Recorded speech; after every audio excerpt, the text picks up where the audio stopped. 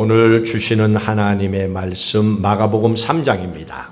마가복음 3장 3절에서 5절까지 함께 읽도록 합니다. 예수께서 손마른 사람에게 이르시되 한가운데에 일어서라 하시고 그들에게 이르시되 안식일에 선을 행하는 것과 악을 행하는 것, 생명을 구하는 것과 죽이는 것 어느 것이 옳으냐 하시니 그들이 잠잠하거늘 그들의 마음이 완악함을 탄식하사 노하심으로 그들을 둘러보시고 그 사람에게 이르시되 내 손을 내밀라 하시니 내밀매 그 손이 회복되었더라. 아멘. 자, 오늘 1절의 말씀에 보시면 1절의 말씀 함께 다시 한번 읽도록 합니다. 예수께서 다시 회당에 들어가시니 한쪽 손 마른 사람이 거기 있는지라. 병든 자가 있었는데 회당에서 만났다고 합니다.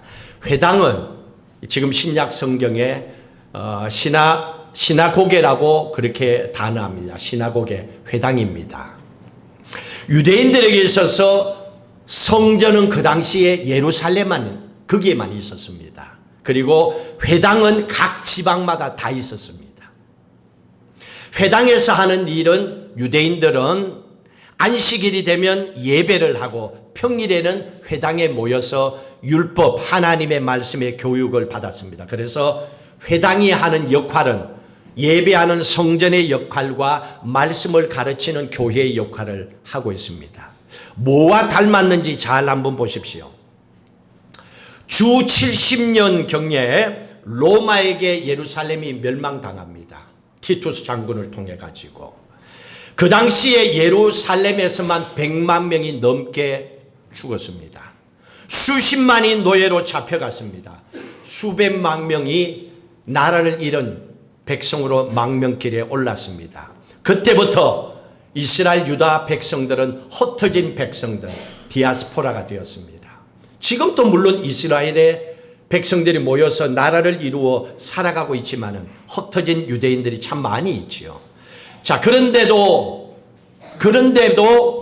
어떻게 그들의 전통적인 종교인 유대교를 철저하게 계승하고 지금도 지키고 살아올 수 있었을까? 그건 회당 때문이었습니다. 오늘 말씀에 나오는 신학계고 이 회당 때문이었습니다. 디아스포라로 살면서 이스라엘 백성들, 유대인들은 어느 곳에 흩어져 있든 간에 그들은 회당에 모였습니다. 회당을 중심으로 해서 예배를 드리고 말씀을 배웠습니다. 그들이 하나님 앞에 예배를 드리고 그들이 그들의 언어인 히브리어로 하나님의 말씀 율법을 배웠습니다. 그리고 그들의 전통 문화를, 유대인들의 문화를 계속 자손들에게 남겨주고 있습니다. 그러니까 이스라엘 백성들에게는 실제로는 변한 역사가 없어요. 우리나라 사람들은 어떻습니까? 저를 비롯하여 많은 사람들이 해외에 나가서 살아가고 있습니다. 그래서 아마 지금은 한 3대, 4대도 지났겠죠. 3, 4대가 지난 가정들이 있을 겁니다. 그런데 2대, 3대만 지나더라도 이민간 대한민국 사람들, 가족, 친척들 만나보세요. 그 자식들, 손자들 한국말 하는가? Hi, hello? 한국말 몰라요. 한국말 하려면 그 한국말 찾아내는데 음을 한 10번 더 이상 해야 돼요. 왜 그럴까? 잘 한번 보십시오. 유대인들은 나라를 사랑하는 철저한 그런 신앙이 있었습니다. 하나님의 택한 백성이었고 하나님이 세우신 나라였기 때문에. 그런데 우리는 그렇게 생각하는가? 하나님이 우리를 택한 하나님의 백성이요, 우리가 사는 그 땅은 하나님이 축복으로 주신 택함 받은 땅이라고 생각을 하고 살아가는가? 유대인들은 2000년, 3000년이 넘어도 그들의 나라의 말을 잊지 않고 살아가고 있습니다. 어떤 일이 있어도 어느 곳에 있었어도 한 주에 한 번씩 회당에 모여 예배를 드리고 있습니다. 지금 또 미국의 각처에 가보세요. 지난번에 딸이 사는 샌프란시스코 가보니까 거기에 유대인들 회당이 있어요. 어마어마하게 잘 지어놨어요. 그 지역은 너무 조용하고 깨끗해요. 범죄가 있을 수가 없어요. 유대인들의 공동체는 회당이었습니다. 기독교의 공동체인 오늘날 교회의 모습을 보여주고 있다는 얘기입니다. 그런데 유대인들이 모였던 회당이 교회의 모습을 보여주고 있는데 본질적으로 오늘날의 교회와 그들이 모였던 회당과 공통점이 몇 개나 있을까? 여러분 한번 생각해 보시고 교회가 거듭나야 돼요. 교회 다니는 사람들의 생각과 삶의 자세가 바뀌어야 됩니다. 교회는 출퇴근하는 곳이 아니에요. 교회는 가면 안 될 것 같아서 불안함을 해소하기 위해서 가는 것도 아닙니다. 분명한 신앙의 목표가 있었다는 얘기입니다. 유대인들에게 있어서 회당의 모습이 어땠는가? 그걸 한번 살펴보십시다. 오늘 1절에 회당에서 한쪽 손이 불구인 사람이 있었습니다. 한쪽 손이 불구라서 사용하지 못하는 사람이 회당에, 교회에 있었다는 얘기입니다. 그러면 회당이라고 하는 것은 하나님의 택함받은 선민이라고 하는 이스라엘 백성들의 공동체가 회당입니다. 교회는 어떤 곳입니까? 구원받은 하나님의 백성들이 모인 성도들의 공동체입니다. 똑같잖아요. 하나님이 택하신 선민 공동체가 회당이라면 하나님께서 택하여 구원받은 성도들의 모임 공동체가 교회라면 똑같습니다. 본질은 똑같다는 얘기입니다. 그런데 어떻게 하셨습니까? 예수님께서는 각색 병자들이 회당의 교회에 몰려왔을 때에 그들에게 안수하고 그들을 치료해 주셨습니다. 그럼 교회는 어떤 곳입니까? 병원의 역할을 하죠. 교회는 병원의 역할을 하는 거예요.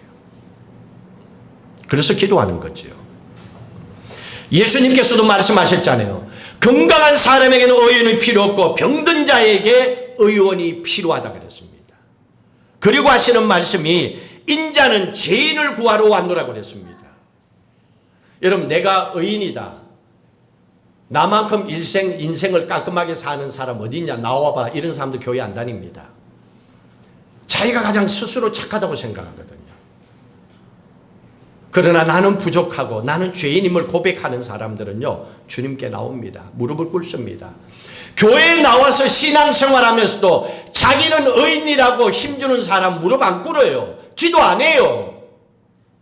교회에서 목소리만 높입니다. 자기의 포지션만 자꾸 높여가려고 합니다. 그러니까 교회 생활이 힘들죠. 세상 사람들은 교회를 향하여 퀘스천합니다. 아, 저런 게 원래 교회였는가? 이렇게 질문들을 하고 있습니다. 그래서 오늘 말씀에 보니까 교회는 우리가 생각하는 것만큼 손발이 척척 맞지가 않습니다. 맞으면 얼마나 좋겠어요. 그러나 그렇지 못합니다. 삐걱거리고 잠엄도 있습니다. 차라리 옛날에 우리 할아버지 어머니 세대는 교회 다니는데 삐걱거림이 적었어요. 천막에서 예배드려도 가만히 포대로 앉아서 예배를 드려도 쿠션 없는 이런 의자가 없어도 바닥에서 나무 떼어서 예배를 드려도 그분들은 가진 게 없었기 때문에 더 많이 하나님을 의지하고 더 진심으로 예배를 드렸습니다. 그러나 하나님 앞에 우리 자식들은 잘 살게 해달라고, 그래서 잘 사는 지금의 세대가 되었음에도 불구하고 하나님의 교회는 점점점 영적으로는 어떠한 모습인가 한번 돌아보셔야 될 겁니다. 육체뿐만 아닙니다. 정신적으로, 영적으로 문제가 있을 수밖에 없는 것이 오늘 현실 교회입니다. 여러분, 이걸 알아야 돼요. 그럴 수 있냐? 이렇게 질문하면 안 돼요. 교회는 거룩한 사람들만 모이는 곳이 아니고 모든 세상의 다양한 각색 병자와 각색 마음과 정신적으로 혼돈이 있고 아파하는 사람들이 모여서 건강을 회복하고 삶의 현장으로 돌아가는 곳입니다. 하나님께서 그래서 우리를 불러주신 겁니다. 그렇다면 우리는 한 가지 생각을 해야 되겠죠. 교회 신앙생활하면서 누군가가 여러분들의 삶을 아프게 했던 사람들도 있을 겁니다. 나에게 물어보세요. 목사님을 아프게 한 사람이 없었지요? 없기는. 한둘이 아니라서 내가 말을 못해. 목사를 아프게 하는 교인들 있어요. 내가 말을 안 해서 그렇지. 지금은 없다 뿐이지. 지금은. 옛날에는 있었어. 근데 우리도 신앙생활 하다 보면 있잖아요. 그래서 주일만 되면 그 권사 보기 싫어가지고 그 집사 그냥 뒤통수만 봐도 멀미할 것 같아갖고 교회 가는 게 고민되는 사람 있을 수 있겠지요. 그런데 오늘 말씀해 보니까 그런 사람들도 교회 와야 돼. 그러면 어떻게 해야 됩니까? 내가 이해해야죠. 좀 넉넉한 마음을 가져야죠. 그러니까 여러분, 이게 신앙생활한다, 교회 다닌다, 이 쉬운 게 아니에요.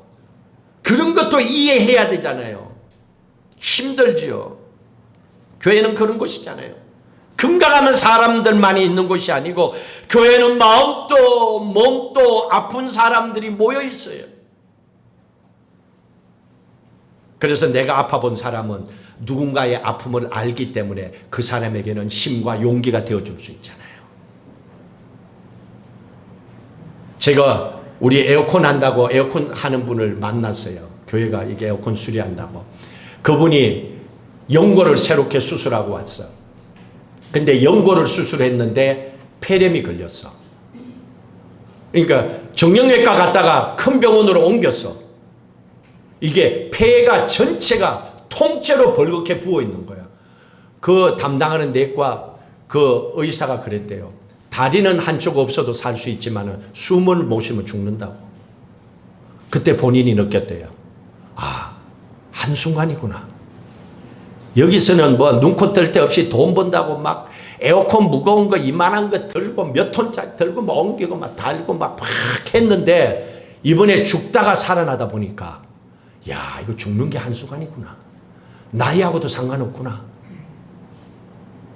이제는 그렇게 아둥바둥 목숨 걸고 젊었을 때는 에이 죽으면 그만이지 이러고 살아요. 하다가 죽어버리면 되지 그러는데 좀 살아봐. 50대도 몰라요. 50도 잘 몰라. 나도 50대도 잘 몰랐어. 근데 60이 이제 되면요 저절로 느껴져.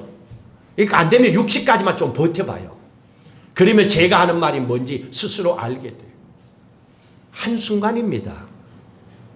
숨 쉬는 것도 한순간이요. 그러다 보니까 그날 밤에 내가 잠을 자면서 내일 아침에 내가 숨을 쉬고 있을까 갑자기 이 생각이 들어. 여러분, 이렇게 생명이라는 게요 선물이에요. 하나님 주셨기 때문에 그런 거예요. 내가 젊기 때문에 내가 특별해서 아니에요. 생명의 주인은 따로 있습니다. 내가 아니에요. 이사야서 1장 6절의 말씀을 한번 볼까요? 이게 이스라엘 백성들의 모습이거든요. 다시 말하면 우리의 모습이라는 겁니다. 함께 읽습니다. 발바닥에서 머리까지 성한 곳이 없이 상한 것과 터진 것과 새로 맞은 흔적뿐이거늘 그것을 짜며 사내며 기름으로 부드럽게 함을 받지 못하였도다. 완전히 망가졌다는 얘기입니다. 머리부터 발가락까지 5장 6부 다 망가져 있다네. 이게 환자 같은 이 인생이 이스라엘 백성이라는 얘기입니다. 오늘 우리라는 얘기입니다. 지금 나의 모습이라는 얘기입니다. 여러분 안에는, 인생에는, 가정에는 문제가 없습니까? 다 안고 살아가잖아요. 교회 다니면요 목사든 성도든 다 똑같아요. 목사도 아프다 보니까, 목사도 누구로부터 아픔을 받다 보니까 목사도 누군가에게 아픔을 주고 상처를 주기도 합니다. 그래서 그 목사님 때문에 교회 다니기 싫어갖고 안 다닌 사람들도 세상에, 교회 다니다가 세상길로 빠진 사람도 있어요. 그 목사 때문에. 성도들도 마찬가지예요. 목사를 아프게 한 성도들이 있죠. 그래서 이 교회 목사 아프게 하다 저 교회 가서 저 목사도 아프게 하고 다 아프게 하고 그래도 즐겁다고 다니는 사람들이 있지요. 성도들도 있지요. 그럼 이런 것을 바라볼 때에 우리는 어떻게 해야 됩니까? 그럴 수 있지. 그럴 수 있지. 여러분 자식들 어떻게 키웁니까? 여러분들은 지금 30, 40이 되었어요. 세상 알 거 다 알아요. 근데 애들은 시켜도 안 해. 시켜도 안 해. 좁혀도 안 돼 이거는. 잠도 자지 말고 밤새도록 손 들고 있어라 그래봐요. 벌 세워놔도 그 다음날 되면 똑같아. 바뀌는 게 힘들어. 그럼 어떻게 할 거예요? 죽일 거예요? 살려놔야지. 그러면 어떻게 해야 돼? 부모가 믿고 버텨야지. 부모가 믿어줘야지 그 자식을. 자식은 부모가 봤을 때 믿음의 대상이요 사랑의 대상이에요.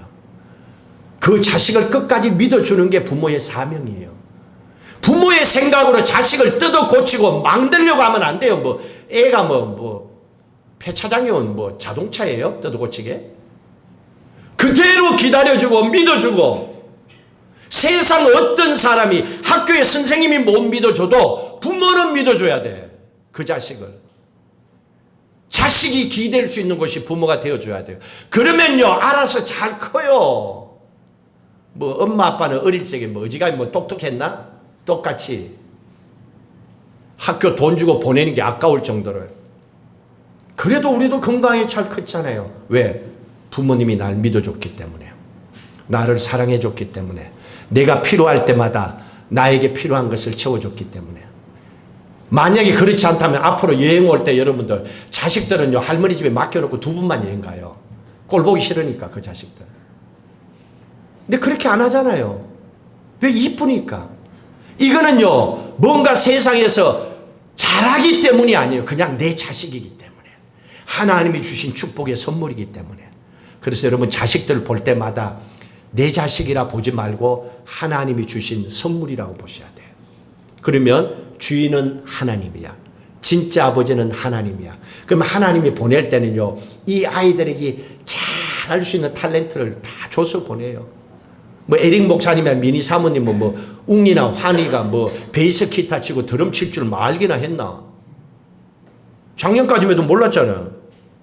아빠만 쳤지. 근데 시켜보니까 와, 뭘 저렇게 잘해. 애가. 여러분 좀 다른 교회 가면 이런 거 없잖아요. 지금 애 10살짜리가 드럼을 쳐요. 교회에서. 세상에. 저런 거 보면 우리 자식들 어때요? 충분히 가능하지. 그럼 이번에 집에 가면 드럼 시켜야지. 학원에 보내야지. 한번 해봐야지. 해보고 포기를 해야지. 해보지도 않고. 가르쳐 봐야지. 왜? 하나님이 주신 꿈이 어디 있는지를. 부모가 할 수 있는 건 투자예요. 이것도 저것도 다 해봐라. 펼쳐놔. 다 해봐. 그걸 부모는 리서치에 쫙 봐. 그 중에서 좀 잘하는 거, 그걸 반복하고 그 아이 걸로 만들어주는 거예요. 그 기준이 자식이 돼야 돼. 부모가 되면 안 돼요. 오늘 2절의 말씀을 보십시오. 2절의 말씀에 보시면 1절과 다른 사건이 터졌습니다. 1절은 아픈 사람이 있었어요. 2절을 같이 읽도록 합니다. 2절. 오늘 본문 2절 같이 있습니다. 사람들이 예수를 고발하려 하여 안식일에 그 사람을 고치시는가 주시하고 있거늘. 1절에는 아픈 사람이 있어서 2절에는 고발하려고 하는 사람이 있어서 이 둘 다가 어디에 있었어요?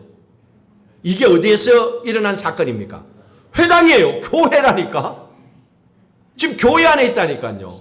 교회 안에서 유대인들은 안식일에 몇 발짝 이상 걸어가면 안 되고 뭘 먹으면 안 되고 이런 법이 있거든요.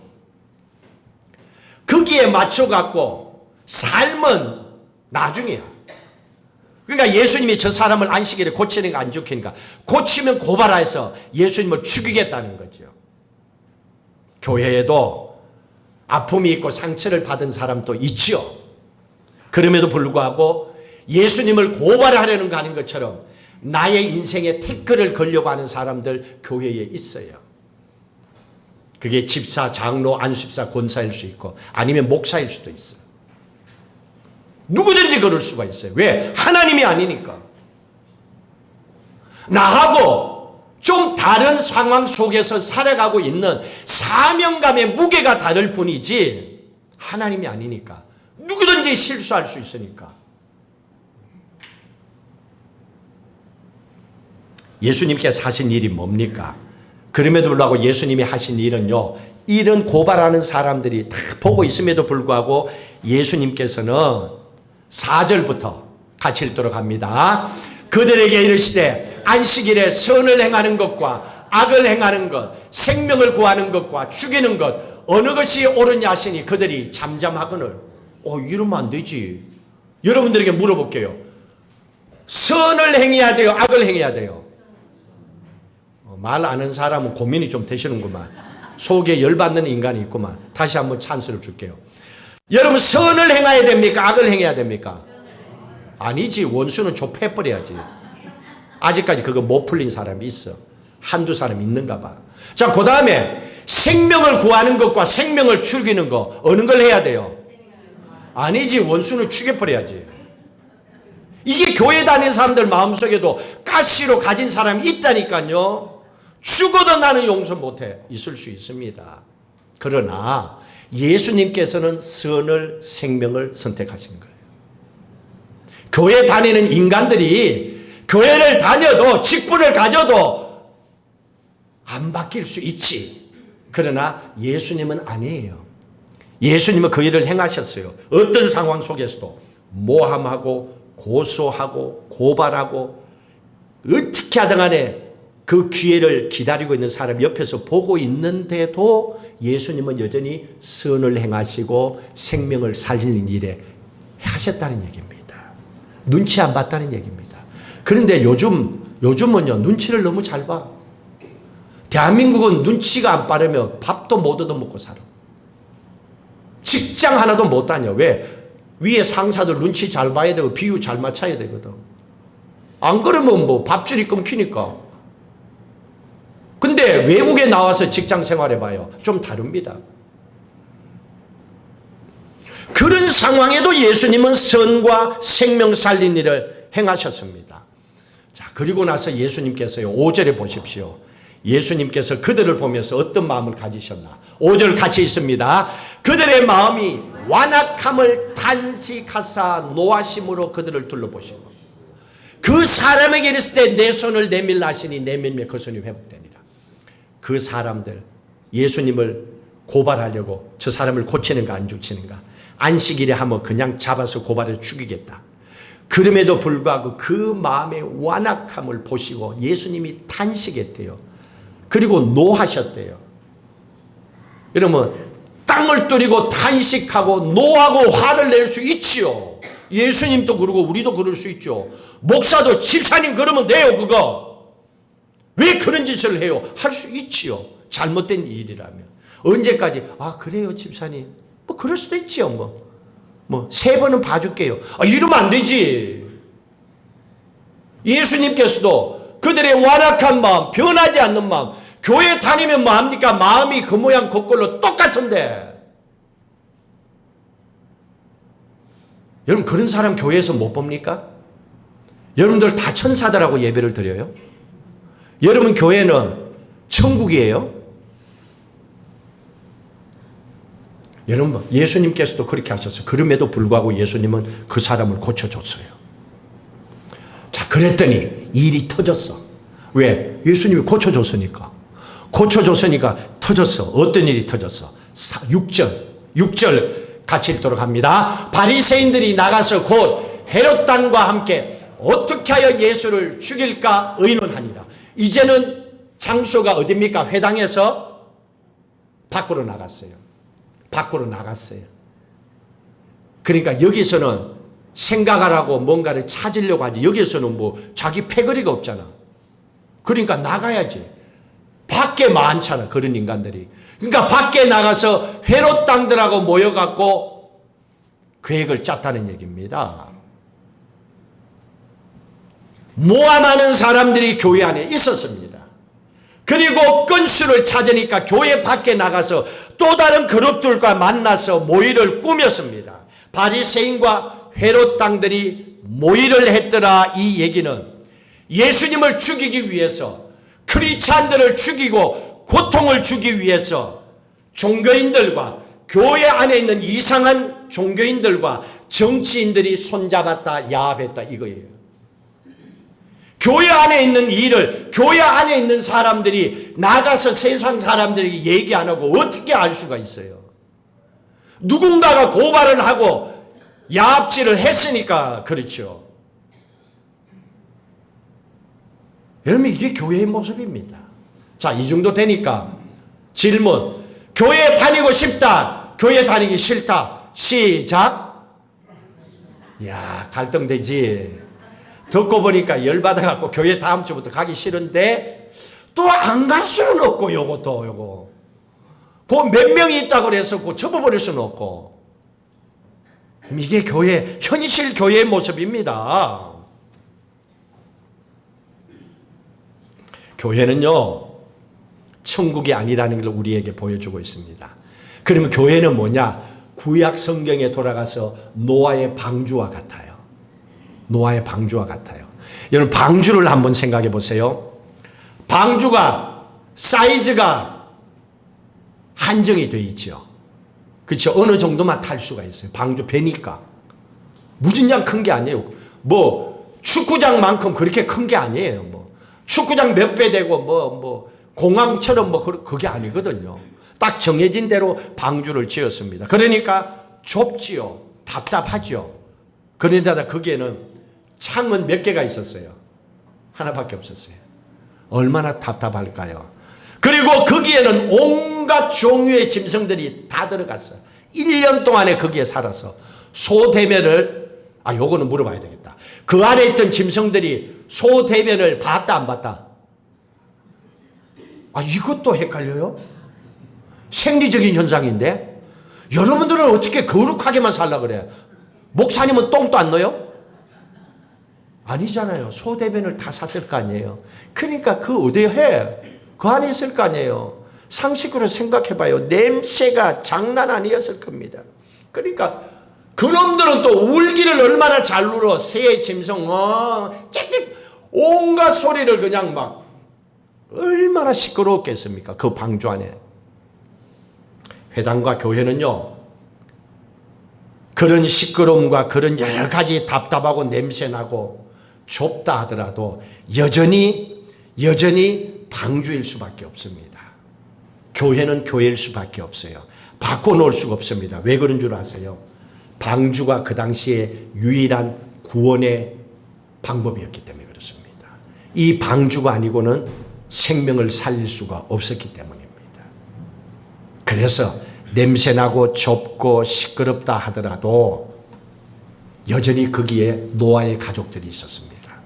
노아의 가족을 살릴 수 있는 구원의 방법은 그 방주밖에 없었기 때문입니다. 소리가 시끄러워서 냄새가 많이 나서 숨이 막혀 답답하고 좁아서 그 방주를 떠나버린다면 죽습니다. 구원은 있을 수가 없습니다. 회당과 교회도 그런 곳입니다. 이런 사람이 있고 저런 사람이 있다 하더라도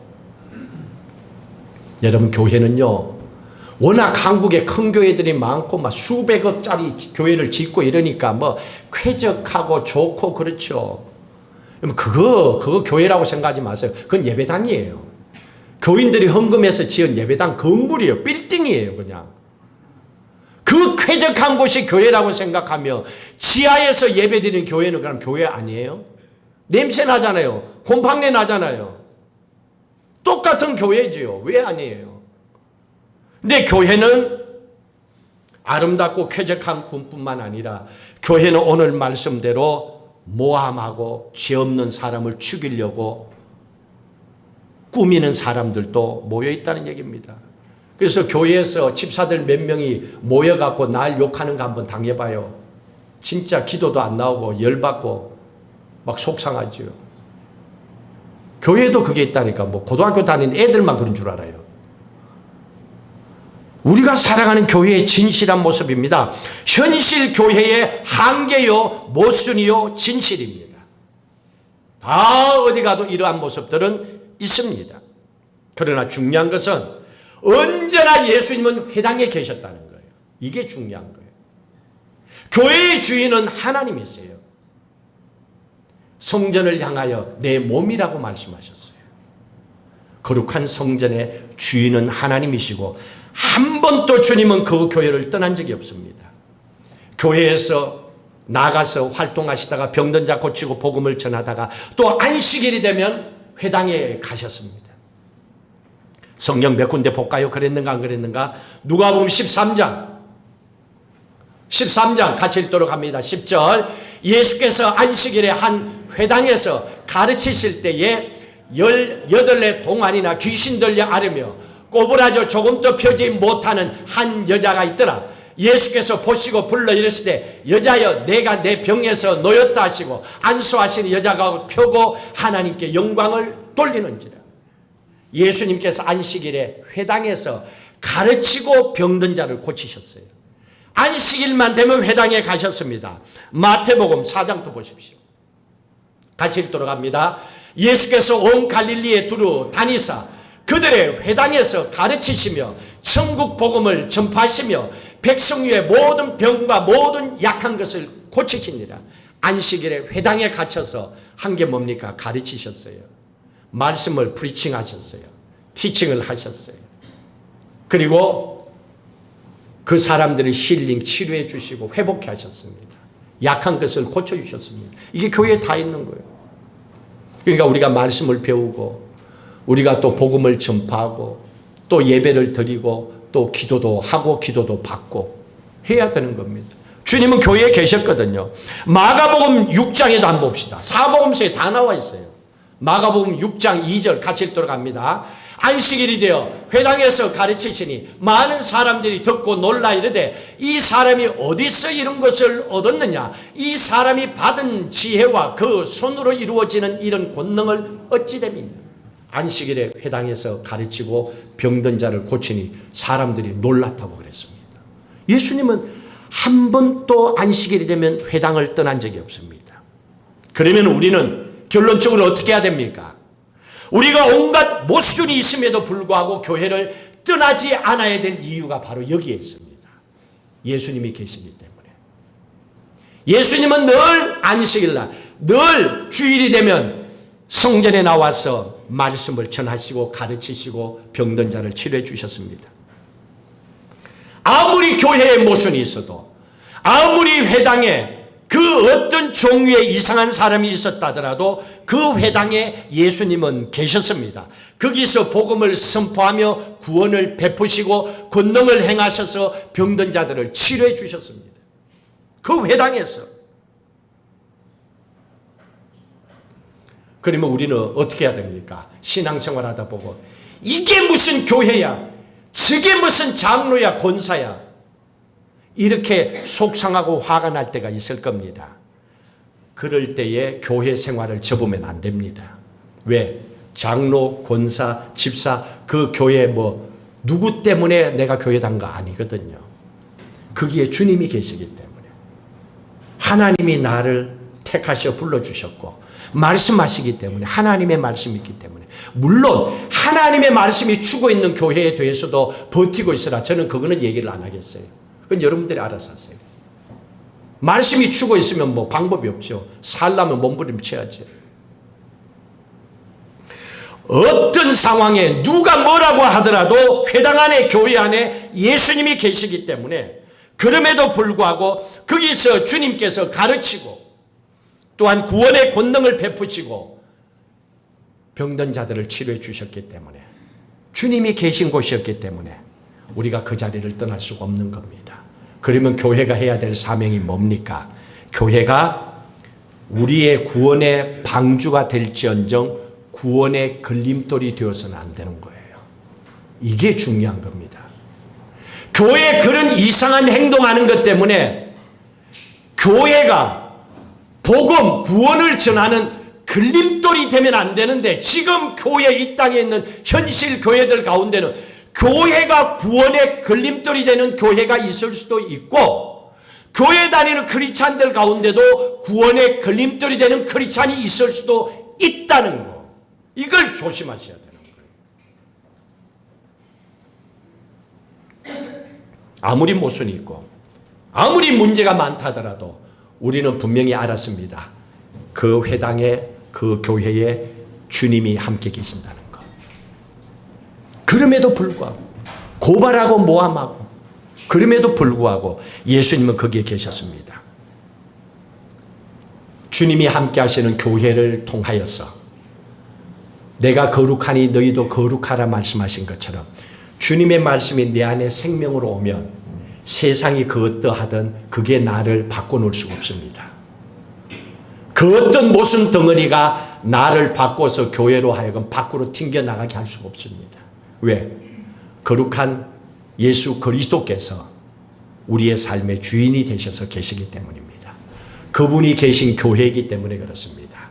이런 거룩한 교회를 통해서 여러분에게 하나님의 은총과 하나님의 약속된 축복이 넘쳐나기를 주의 이름으로 축복합니다.